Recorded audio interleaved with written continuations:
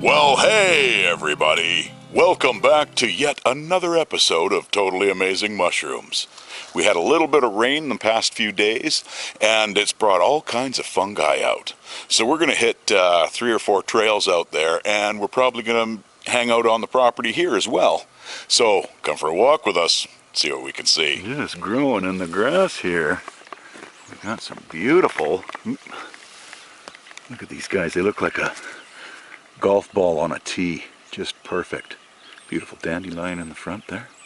Yeah, this is the white dapperling, Leucoagaricus leucophytes, and they can look very much like the destroying angel, the Amanita aureata. Yeah, so, but these guys are classified as unknown edibility, because nobody's had the guts to try them, nor have I.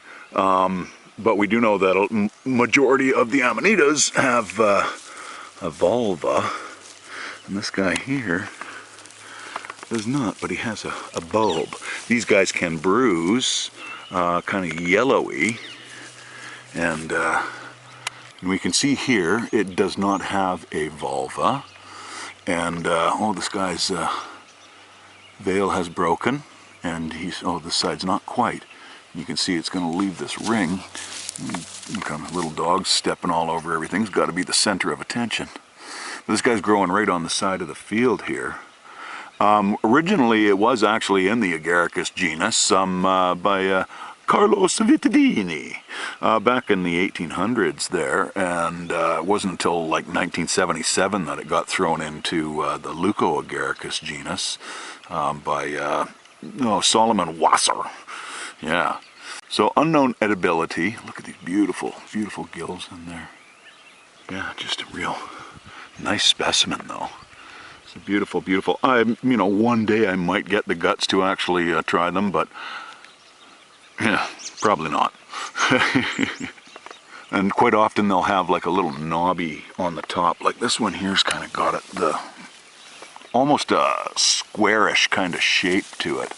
Here's a little tiny button hiding in here. We'll put his little brother right beside him. There we go.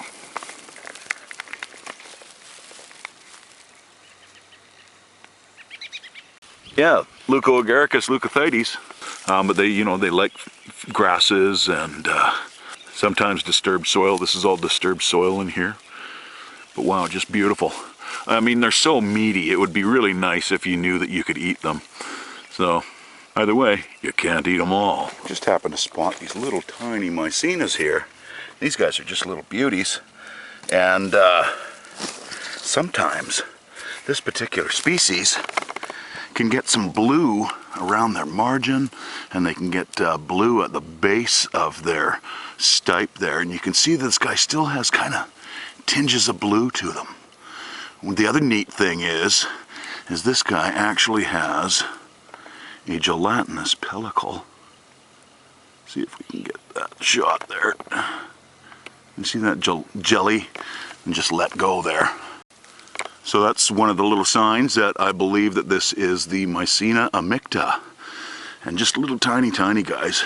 And sometimes they'll have a little bit of bluing at the base of their stipe, and you can see there's a little bit of bluish there, kind of very faint, but it's there.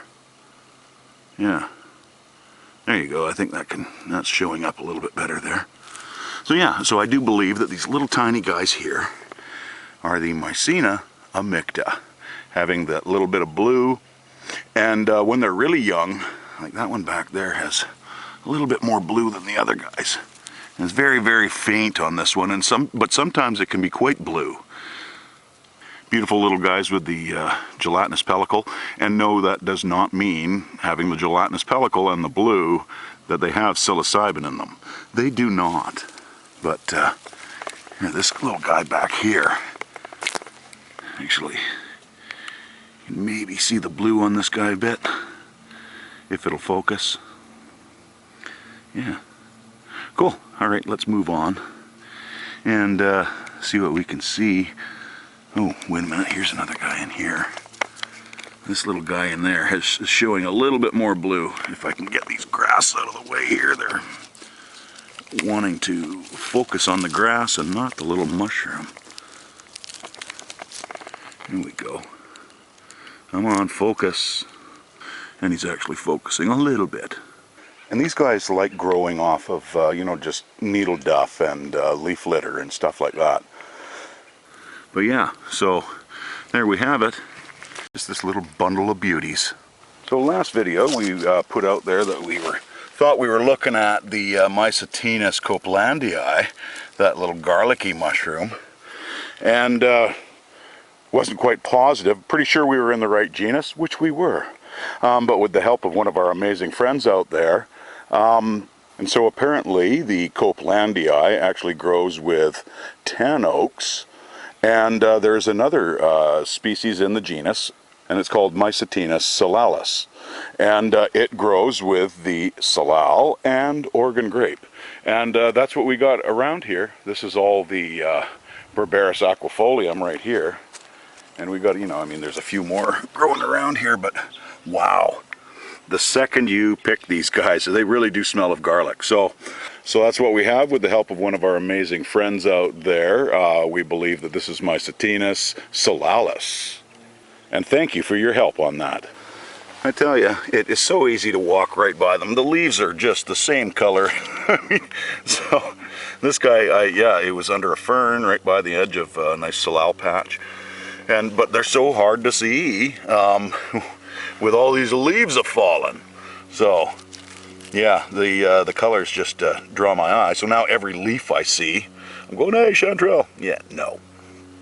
Anyway, carrying on. Oh, look at this beautiful piece of blued wood. I'm assuming there's going to be, oh yeah, look at these beauties. This is Chlorosaboria aeruginoescens. Look at these beautiful, this is also known as the blue-green elf cap, or the blue elf cap, or the green elf cap. It's got a ton of different names. Its mycelium goes all through this chunk of wood here, and they'll do that, and it stains blue. People use the wood for woodworking, and this blue is in their mycelium, which causes this wood to turn that color. But the thing with it is when it's very young, it hasn't formed a certain compound. I cannot remember the name of the compound, but the mycelium stays white until this compound starts to form, and then it starts to go blue. And even some of the caps you can see are a little bit paler than other ones too. They're just really, really neat. And they can get some luminescent quality compounds out of them, and they can make labels out of them, say something like on an airline or something to light the way to an emergency exit or whatever, or those kind of things in like movie theaters and stuff like that. And aesthetically, absolutely one of my favorites, because, well, blue's my favorite color, but, you know, it's but they are just absolutely phenomenal. These little guys. So yeah, if you ever see a blue chunk of wood out in the woods, flip it over, because the caps will be on the underside.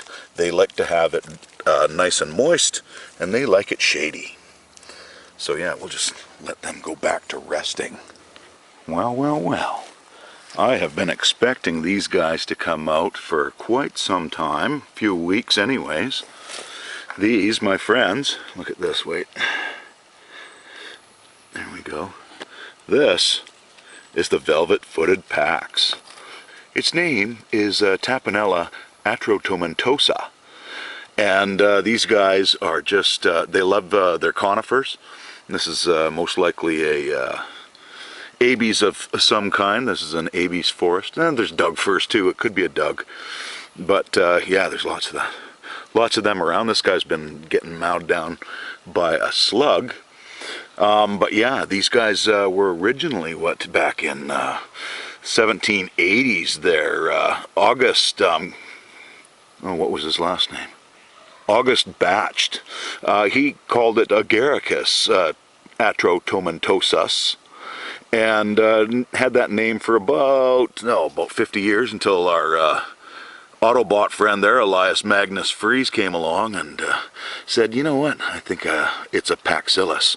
And by the way, these guys are actually related to the boletes. They are in the Boletales order. They have their own family though, Tapenellaceae, which is really cool. And I think actually in the Tapenella genus, there's only two. I think the other one's name is Panuoides, and this one is Atrotomentosa. But nonetheless, Elias Magnus Fries threw it into the Paxillus genus, and that one got thrown around in so many different names, like Rimovis and Sarcopaxillus, and yeah, lots of different names until about 1990. And Joseph Sutara, I think his name was, put it into the Tapanella genus. Now, these guys will get up to 8 inches, and they've also got, you'll notice that the stipe comes out of the side there. And they say, well, one guy says, that when they're young, like these guys, they are pretty much edible. They're just slightly bitter, so they say that if you boil them and then drain the water and then you fry them up, you should be okay to eat them when they're young. Little dog found something out there to bark at. But when they get bigger, the bitterness increases, and they get tougher too. So, but as far as I know, there's no actual toxins in them. But they do have a compound in them that Paxillosterone, I think, is the name of it, and it's they've got several actually of these hormones that actually keep insects away. But that one, Paxillosterone, was the main one sticking in my head. But yeah, really, really cool on these guys. What else can I tell you on them? And their spore print is kind of a buffy, yellowy brown kind of. But yeah, this is the velvet-footed Pax, and you can see this beautiful velvety brown. Oh, and Atrotomentosa means black-haired. And they had been actually eating them for centuries in a couple of countries over in Europe.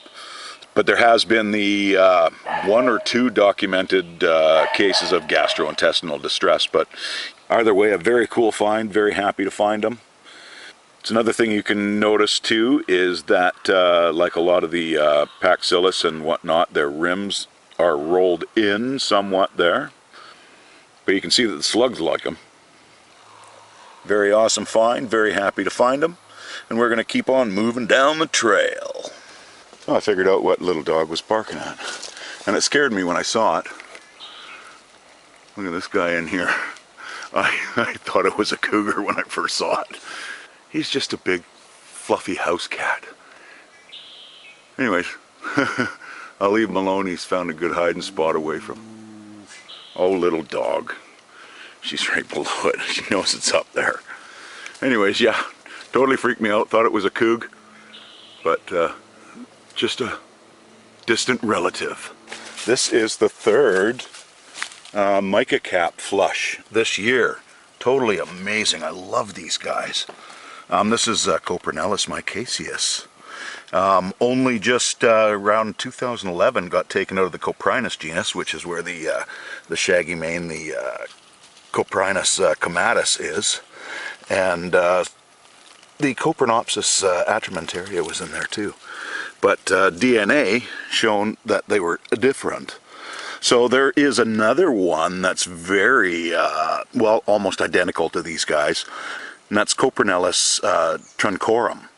And yeah, he looks exactly the same, other than the micaceus has prunos, has a little bit of a dusting on its stipe. And same with what was on the cap. I'm not sure if we're picking any of this up, but there's still some little bit there. We had a bit of a rain, so quite often it gets washed away. And that's part of its veil that gets left on there, remnants of that. But these guys have a antibacterial qualities to them, but they're also, by the way, they're hyperaccumulators of copper. So if you're in a high copper environment, these guys will suck it up and hang on to it. But yeah, they're just absolutely beautiful. But yeah, the truncorum is identical to this, you know, with the little pleats here on their little bell-shaped cap and all that, other than the fact that it doesn't have a prunos stipe when they're young, when they're really young and tiny. And I love these guys. They're delicious, but they do, you know, you need a lot of them, and these guys aren't fully grown yet. As we can see, they're just little buttons. Yeah. There you go. You can probably see on this one here, it's got that, see, I rubbed away the little bits of white powdery material off of it. So that gives me an idea that this is probably the micaceous, but really, you wouldn't really know unless you went and did the DNA. But you can see the little tiny little remnants of it on the cap there too. But yeah, delicious, but they do shrivel up to nothing. And these guys will get bigger. And there's another bunch of them further in here, but hang on, my old body's just gotta squeak through. Here we go. Here's some other guys in here. A lot of them hiding under leaves and whatnot. But yeah, so they do shrink down a lot. They're great if you throw them on a pizza or in an omelet. We've done them in omelets before. But yeah, they're all hiding under the leaves here. Now they're living off of all the dead debris that's come off of these alders over the years. You know, these branches here that are dead, they eventually fall down, and these guys will live off of that. But yeah, they didn't get taken out of the Coprinus genus till about 2011 when they started doing DNA testing. Yeah. Very cool. We'll leave these guys. They're going to let them do some growing because they're just too small to harvest, so we'll skip on by. Well, I'm glad the season for these guys is pretty much over. There's a big old wasp nest, Hymenopterus. There are still some in there. But I just watched one kind of crawl out and then fall. So, yeah, I think the weather's changed too much for them, and these guys are done. I have walked by, oh, there's one right there, and it's a hornet. Oh, yeah, he's got the white bum. Not cool. A little unnerving, but let's get out of here. I've been very lucky and not been stung this year, so. Ooh, yeah, no. Time to go. Bye-bye. So after seeing those mica caps, I had a dirty stinking suspicion, and I had to come and take a boo, and I was correct. And we have some very young Coprinopsis atramentaria. These are the actual alcohol Inky caps, and these guys have the actual coprin in them, whereas the micaceous do not. And coprin does the same thing to you that the doctors that prescribe disulfiram, which helps anybody that is trying to quit drinking alcohol, because it gives you stomach ache, your face gets red, it's not a nice feeling apparently. So you make sure that you don't have alcohol when you're having the alcohol Inky caps. Now you can see that they've got this beautiful gray color, and since we were over at the micaceous, I had to bring one along and plunk them right down beside. So we've got the Coprinellus micaceous right here, and we've got the Coprinopsis atramentaria right beside it, their cousin. Yeah, beautiful. You can see that they've got pretty much the same shape and look to their caps. Like, look at this one here. You can really see the pleats and the bell shape there. Beautiful. And these guys both have these beautiful black, purpley black spores. And you can see these guys have been forming for a bit and spewed all over the place over there. And now I'm kind of spreading them over here and all through the forest because we came walking for a bit of distance to find these guys. But yeah, so my hunch was right. Looks like a little clutch of eggs here. But this is at the base of a big leaf maple. This is a Acer macrophyllum. And it's living in all the debris and stuff that's fallen from the tree over the years, and you know, possibly some roots have slightly rotted and whatnot, things like that. So that's what they're living off of.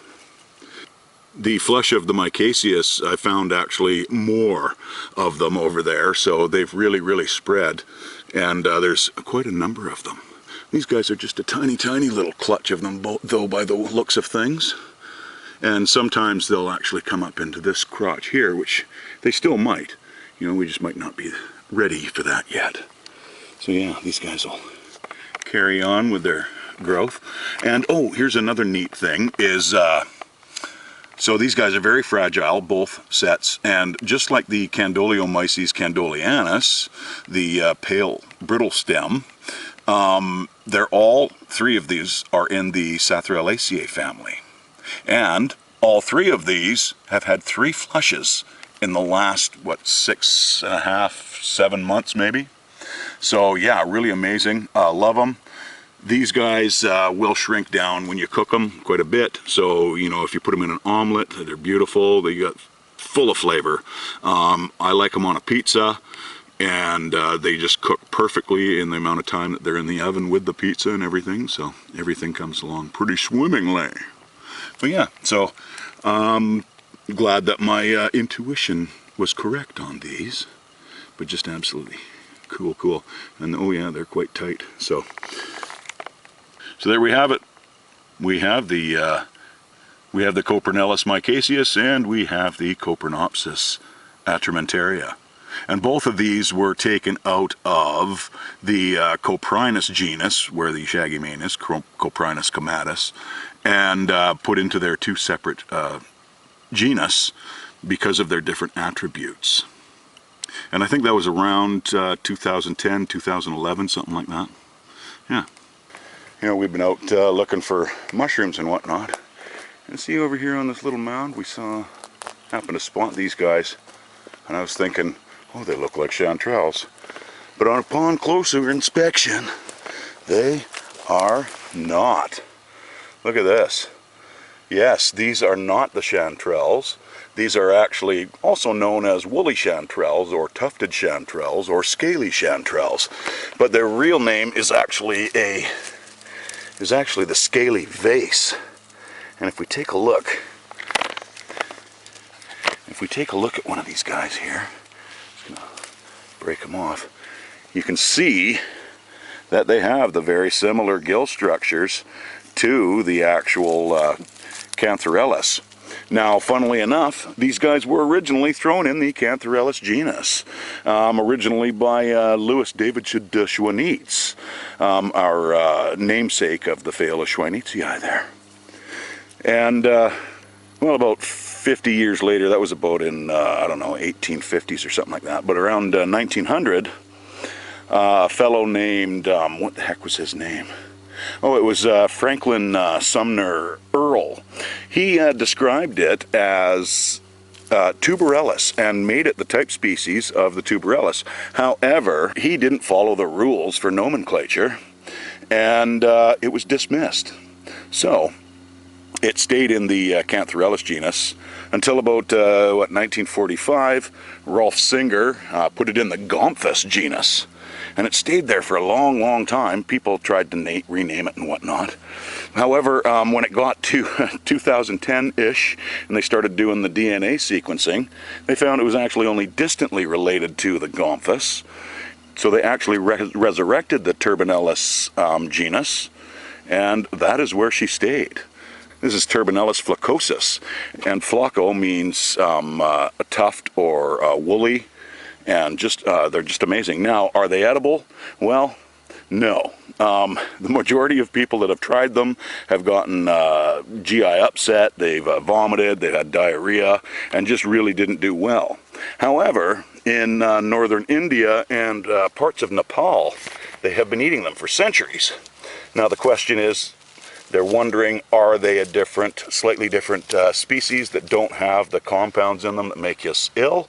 Or have they just become immune to them because they've been eating them for so long?